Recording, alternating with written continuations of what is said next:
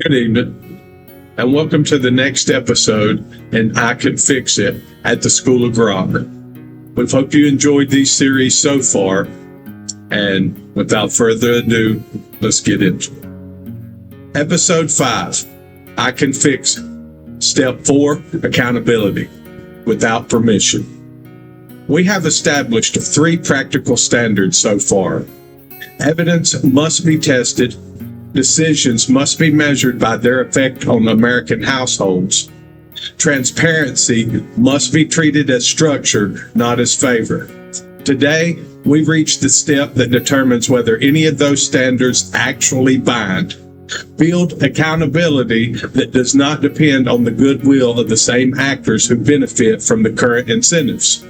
In plain terms, the people who gain from a system cannot be the only ones who decide whether that system is working or whether anyone faces consequences when it fails.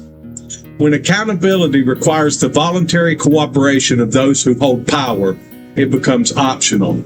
And optional accountability is not accountability at all. Why goodwill is not enough. Every large system develops incentives.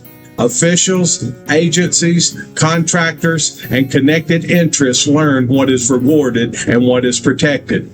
Over time, those incentives shape behavior more powerfully than public statements or good intentions. If the only path to correction runs through the same people who benefit from the existing arrangement, the correction rarely arrives on time or at all.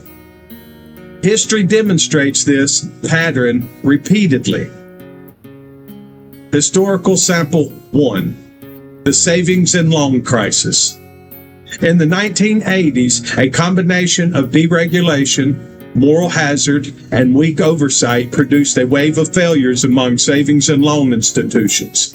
Many of the institutions took excessive risk with federally insured deposits, FDI. When the losses mounted, the bill was ultimately paid by taxpayers. Investigations and congressional hearings later showed that regulators and political figures had received warnings.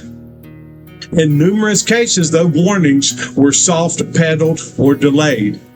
The institutions and individuals most exposed to the risk had strong incentives to continue, and the oversight structures lacked independent mechanisms strong enough to force early intervention.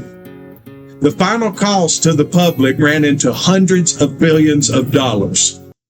The lesson was not simply that mistakes were made. The lesson was that the system had allowed the actors who benefited from risky behavior to operate with delayed and diluted consequences.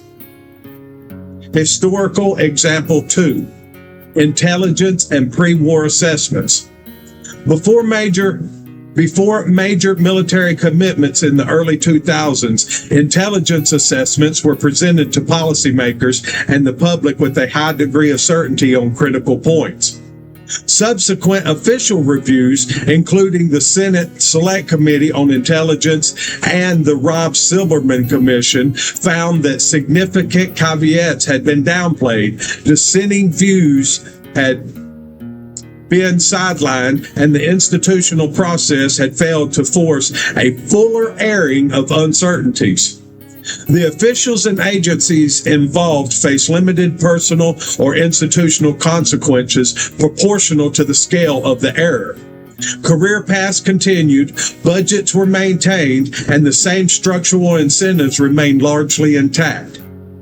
Once again, the accountability mechanism depended heavily on the internal willingness of the same institutions to police themselves. That willingness proved insufficient. What independent accountability requires? Accountability that does not rely on goodwill has 3 practical features. First, clear and public metrics. Success or failure must be defined in advance by measurable outcomes, household costs, specific security results, physical impact, rather than by narrative or intention. Second, short feedback loops When results diverge from claims, the divergence must become visible quickly, while decisions can still be reversed or corrected. Third, consequences that apply automatically and regardless of position or party. If the metrics are missed, predetermined results follow. Loss of authority, budget reductions, personnel changes, or mandatory independent review. These consequences cannot be waived by the same actors who failed to meet the standard. These features do not require perfection. They require that the system be designed so that failure carries cost, even when people inside the system would prefer otherwise. Applying the standard. In practice, this step means refusing to accept promises of future reform that depend on the same decision makers suddenly choosing different incentives.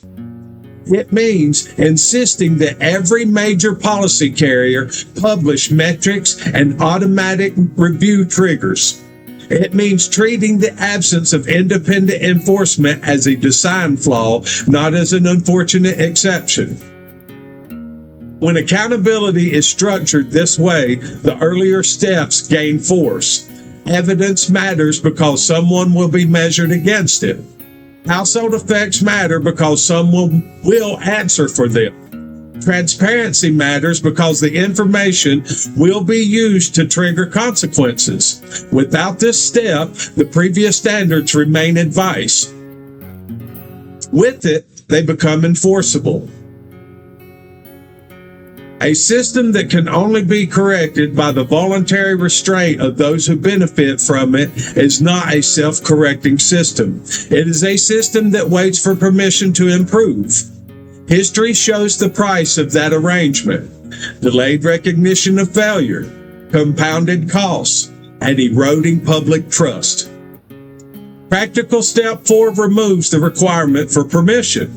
It builds consequences into the structure so that performance, not goodwill, determines outcomes. Next time, we will turn to the final practical step: accepting that a durable foundation cannot be built while the old incentives remain dominant. Until then, consider these questions. When a major policy fails to deliver its claimed results, how often do the same institutions and individuals retain authority to define what happens next? Or things that make you go, What current area of policy, energy costs, foreign commitments, or regulatory systems operates with the weakest independent consequences for failure? If clear metrics and automatic consequences were attached to every high-stakes decision, which claims would become harder to advance?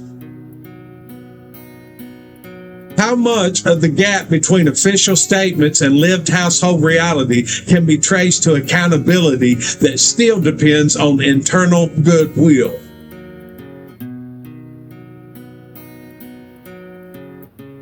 These questions are direct because the problem is direct. Accountability that requires permission is not accountability. That is step 4. That is the mechanism that gives the previous standards teeth and is the ground on which any lasting correction must stand. And we the people, many working as one, and I can't stress enough, while you're still able, while it's still an option, and while you can, use that brain. Understand. Love you, mean it. And again, I gotta find that button. I got it. And again, y'all have a great evening. God bless.